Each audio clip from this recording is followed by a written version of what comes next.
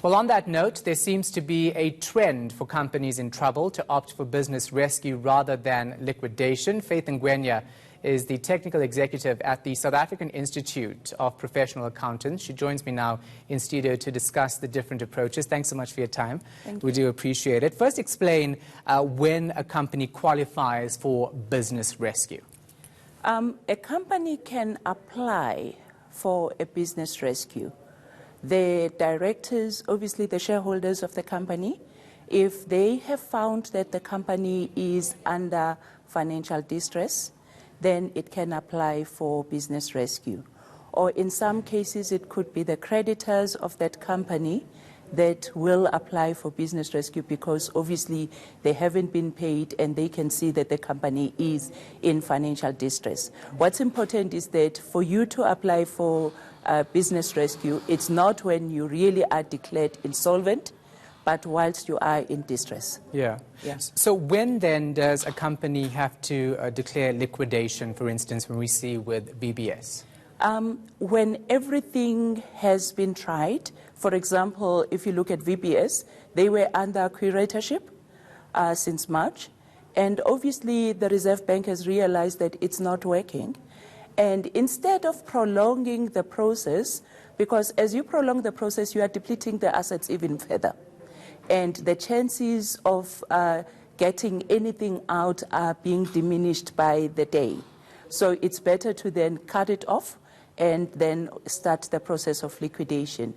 Because what really happens when you go under liquidation is that the entity will stop operating.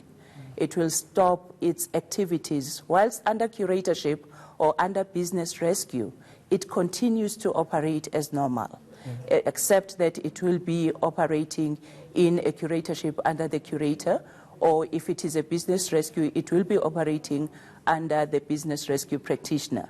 So, but all processes will still be going. Yeah. We'll still be carrying on.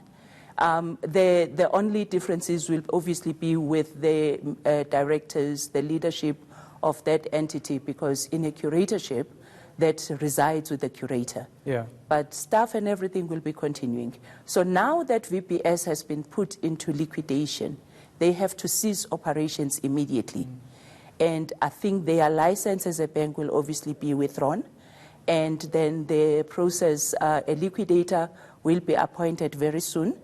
And when the liquidator has been appointed, he will then start the process of collecting all the assets of the entity. Once the assets are collected, they will be realized if they are non-financial or non-cash assets. They will be sold, and whatever has been recovered used to pay off the creditors. All right, so what happens then to the customers, depositors, investors, shareholders, and as you mentioned, creditors? Do they all get the money back, or is there a list, a priority list on who gets money back first here? There is a priority list, and I think with VPS, obviously, it's slightly different, because if you remember that the Reserve Bank governor earlier said that for their depositors, the depositors that had, the retail depositors that had deposits of less than 100,000, they have already been paid, or they are in the process of being paid through the intervention of the Reserve Bank. So they currently are sitting with the municipalities that we know were part of their depositors and the corporates that were that had invested. So these are mainly the creditors that are at stake currently. So when the liquidation process, when the money is being distributed, there is a priority list according to the grading that there is obviously given to the creditors. Yeah. Usually SARS will be the first one Yeah. to get their money, and then there will obviously be an order for prioritization of the settlement of those debts.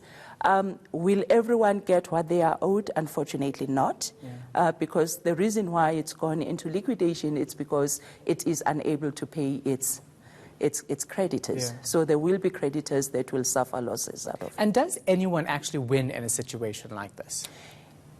In a business rescue, yes, especially if the business rescue is successful. Because in a successful business rescue will mean that the company has been turned around and it will start operating again. So the employees, the creditors will then continue, and the users of the products of that entity. But in a liquidation, unfortunately, you are lucky to get 80% of what you are owed by that entity if they were able to recover the assets. With the VBS, I doubt that the creditors will be scoring much out of what they are owed, because we know what has happened to the assets of VBS. All right. Thank you so much for your time and your insight. We do appreciate it. Thank you.